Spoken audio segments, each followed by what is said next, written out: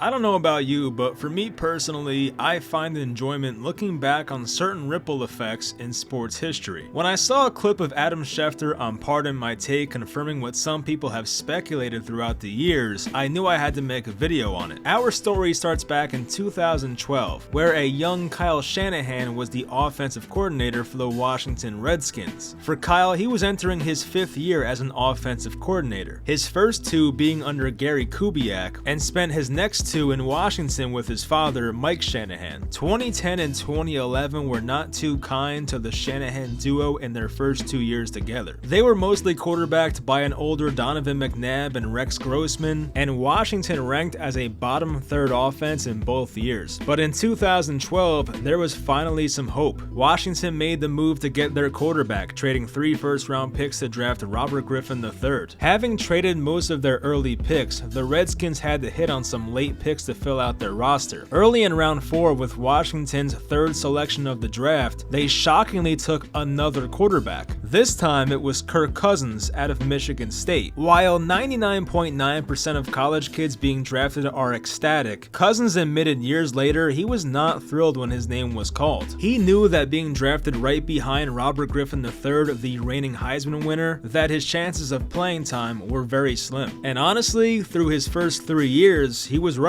Cousins only started 8 games out of a possible 48 through his first 3 seasons, but RG3's career had not turned out the way it was supposed to. As for Kyle Shanahan, he left Washington after the 2013 season to call plays for Cleveland, but his first 2 years of coaching Kirk Cousins will definitely be relevant later in this story. Cousins eventually won the starting quarterback job over Robert Griffin III in 2015, and received the playing time he once thought he would never get. Cousins started 3 years in Washington, putting up solid numbers, but hadn't done enough to convince the team to extend him. The Redskins held on as long as they could, but after franchise tagging Cousins twice, they let him test out free agency in 2018. And really, it's not often you see a caliber of quarterback like a Kirk Cousins hit free agency in their prime, especially when they're healthy. As for Kyle Shanahan, he made a name for himself over the past few years as well, most notably in the 2016 season with the Falcons, where he called plays for the #1 ranked offense and helped Matt Ryan win his first and only MVP award. We know how close they got, and Shanahan should have left Atlanta with a ring, but as a consolation prize, he was named the head coach of the San Francisco 49ers 2 days later. Unfortunately for Kyle, his first year as a head coach went about as bad as it could. The team got off to an 0-8 start, including 2 losses in overtime. With the trade deadline looming, the Niners weren't necessarily expected to be buyers, but they were offered an opportunity they could not refuse. It's been well documented now about the rift between Robert Kraft and Bill Belichick on how to handle Jimmy Garoppolo, and that whole situation had reached its apex. Per the report, owner Robert Kraft effectively forced Belichick to trade Garoppolo, whom the head coach and many others in the organization saw as the franchise quarterback of the future. Reports said ownership forced Garoppolo to be traded, leaving the GM Bill Belichick with no other choice. San Francisco was offered Garoppolo for a 2nd-round pick, and they pulled the trigger. Garoppolo was in his 4th year at the time, but only had 2 starts in his career to that point, obviously backing up Tom Brady. But Kyle Shanahan always liked Jimmy's game, even when he was evaluating him for the 2014 draft class. The Niners were thrilled to get their hands on the 26-year-old quarterback who had not had a chance to prove himself yet. But this also meant that San Francisco would be out of the quarterback market for the near future, even when Kirk Cousins was set to hit free agency in a few months. Reuniting Shanahan and Cousins always made sense, especially since he would be a free agent, and they would have been able to keep their 2nd-round pick instead of trading it to the Patriots. This not only took them out of the pursuit of Kirk Cousins, but it took them out of the 2017 quarterback class, a class that had Pat Mahomes and Deshaun Watson. While the Garoppolo trade was a bit risky given the alternatives they passed up, and the fact that he was unproven, it still looked like a massive win after the 2017 season. The Niners kept starting CJ Beathard, leaving Garoppolo on the bench for 3 straight games, but an injury to Beathard in week 12 gave Jimmy a chance to finally see the field. Niners fans were beyond excited to see Garoppolo take the field, and it even rubbed some players on the 49ers the wrong way because the cheers came while Beathard was on the ground nursing an injury. When Jimmy entered the game, it was already over. San Francisco was down 20 24-6 with a little over a minute remaining. But this was not your average garbage time drive. It was a chance to take a glimpse into the future and see how Garoppolo would operate down in the red zone with the clock winding down. The Niners were 10 yards from the end zone with 2 seconds remaining, the pocket breaking down, but Jimmy Garoppolo managed to throw a touchdown rolling to his left with the clocks hitting triple zeros. You would be hard pressed to find a crowd going crazy during a meaningless play, but in this case, it made sense. Although the team was 1-10 and going nowhere, the Niners gave Garoppolo the final 5 starts of the season. And while the roster was horrible and this team felt hopeless, Garoppolo somehow managed to go undefeated, closing out the year 5-0. His numbers were good, but not spectacular. But to win games with Trent Taylor, Marquise Goodwin, Kendrick Bourne, and rookie George Kittle was very impressive. Finishing the year 6-10 was not ideal, but ending on a 5-game winning streak with your new quarterback gave the organization and fan base a lot of hope. After the season and after just 7 starts into his career, Garoppolo was given a 5-year, $137 million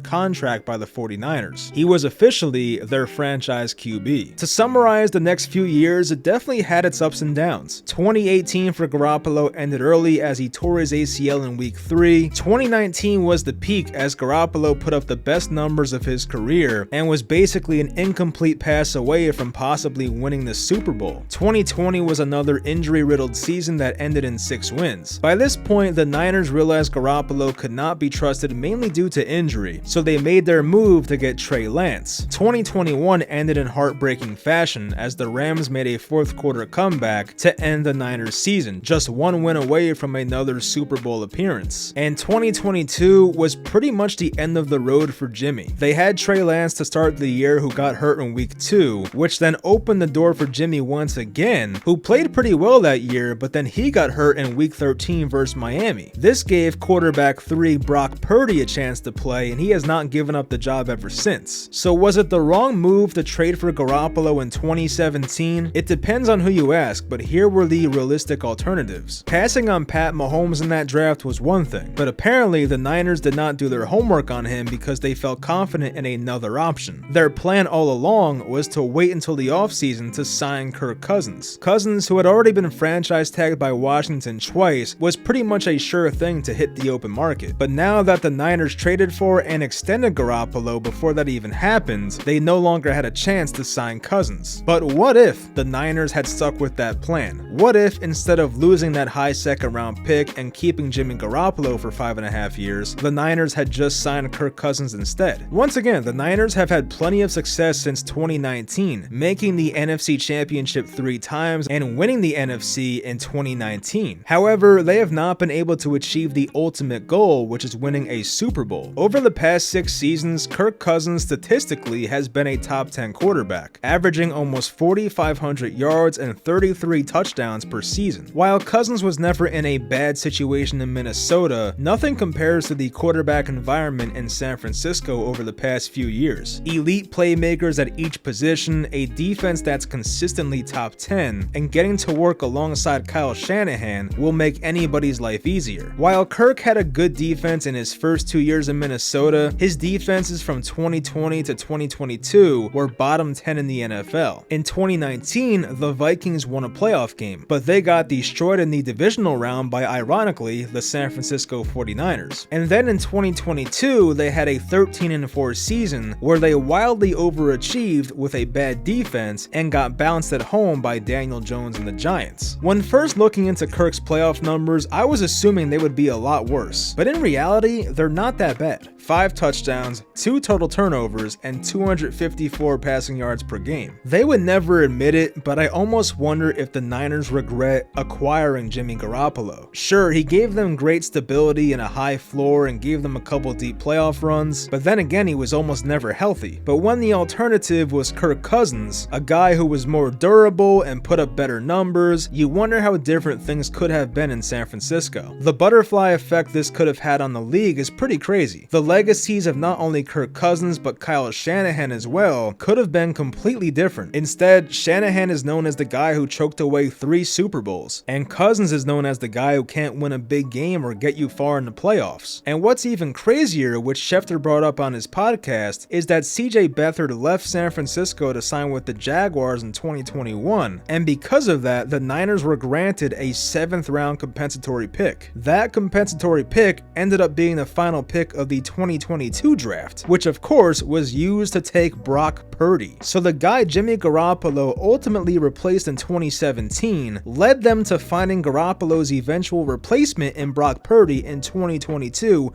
5 years later. The one thing I can say for sure is I bet the 49ers wish they took more time to watch Pat Mahomes' college film. This entire situation reminds me of something that frequently happens in fantasy football, where you pin that guy you want in, let's say, round 3 or 4, but someone who normally does not fall to that point does fall. And in this case, Jimmy Garoppolo was the guy who fell down the fantasy draft boards, and the 49ers could not resist. Should you stick to the plan and take the guy you wanted, or do you pivot to the guy who fell down the board? They always say your first instinct is usually right, so maybe in this case, the Niners should have stuck with their original plan. What do you guys think? Would the 49ers, Kyle Shanahan, and Kirk Cousins be viewed completely differently if they ended up together? Would they have won one Super Bowl? Multiple? Let me know in the comments. I hope you guys enjoyed the video. Leave a like and subscribe if you did, and I'll talk to you guys next time.